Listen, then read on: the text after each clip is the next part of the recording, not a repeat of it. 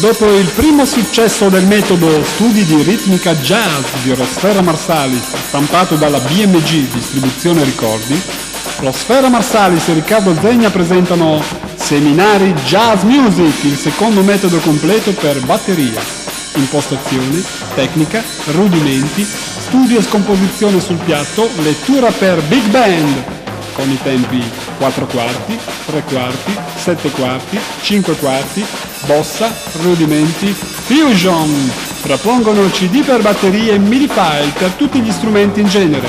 Ed ora anche con la novità del metodo numero 3, Advanced Technical Exercise for Double Pedal, esercizi di tecnica avanzata per doppio pedale. Potete trovare i seguenti metodi in tutti i negozi di strumenti musicali o contattarci ai seguenti numeri.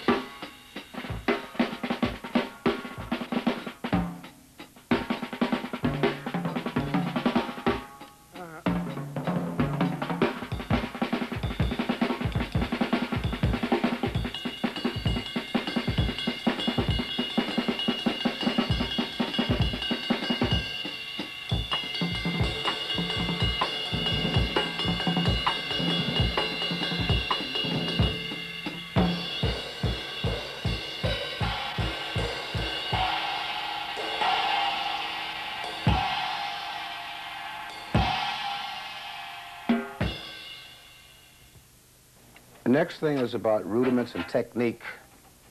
Technique, or so forth, as a means to an end.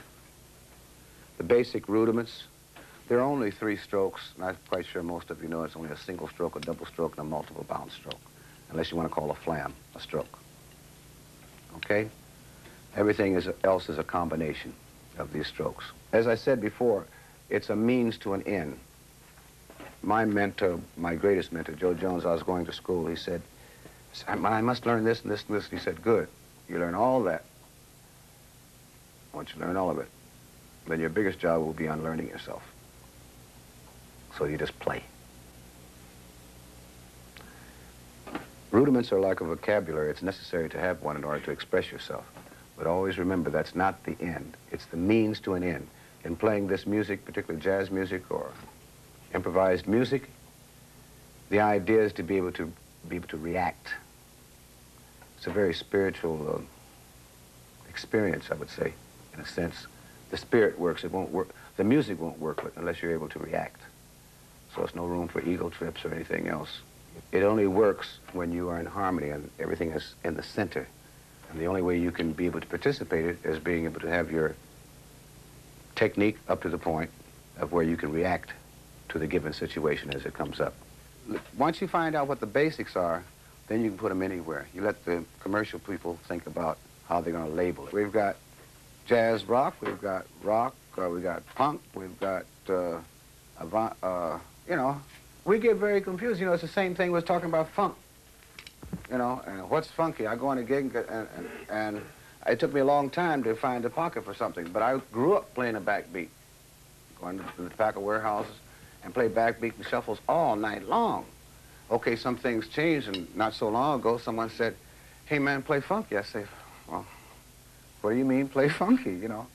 The terminology of funk always meant something, an earthy sound to me, like getting into it, you know, just, you know, that's what, but now, with, like you're talking about splitting hairs, right? And you say, well, I wanted it, if a guy says, well, I want it funky, it can be all kind of funk. That's a funk. Toes funk. Under the sheets can be a funk. Out in the ground can be a funk. I mean, you know, it's all kind of funk. You know? I mean, we start splitting hair, but it's still a feeling, you know? I like to think of the tunes, and a lot of times in the tradition that they were written, to a degree, maintaining some of the flavor of the composer, but by acknowledging the thing of, you're playing A-Train, unless we're going to give it a whole new thing, it's still A-Train. And somehow, to me, this is just my own personal feeling, that the use of the hi-hat sort of reminds me of that, keeps me in that milieu, if you understand. But again, it's a matter of taste. Somebody say, well, I don't want to play that. Well, you don't have to play it. But I'm just saying, I feel it better in keeping it in more or less in the sort of, we compromise. I would personally like to compromise on it, you know, a little bit. Like we're thinking, because immediately we say A-Train, I'm thinking of the Duke Ellington Orchestra. And I want it to sound, if it's a trio or just myself, that's A-Train to me, you know. Now we can take it, and that's, when we get into, it's a matter of, again, like I said, taste. It's like playing changes. You know, a guy says, I want to play a certain tune. And I hear a lot of people, all of a sudden they start off, they just bang, bang, bang. And there might be some tune like, Ooby, dooby-doo-ba, Just Friends, right? Well, that tune, it really should tell a story, you know. It's like, just friends, lovers no more. Past this, here you go, doo-dee, boo-dee-doo, wee-dee-dee. You know, if a singer had to sing that, he'd be in trouble. Just to articulate the lyric. But if you're taking it strictly as an instrumental, okay, you know, they have their idea, we want to play these changes and play it as fast as we can. But I think one of the things that happens, it's a matter of personal taste, that it's more tasty to try to keep something within its context. Or at least, okay, we can bring more advanced things. We can play A-Train with a rock feel. Oh, we know, with a rock feeling.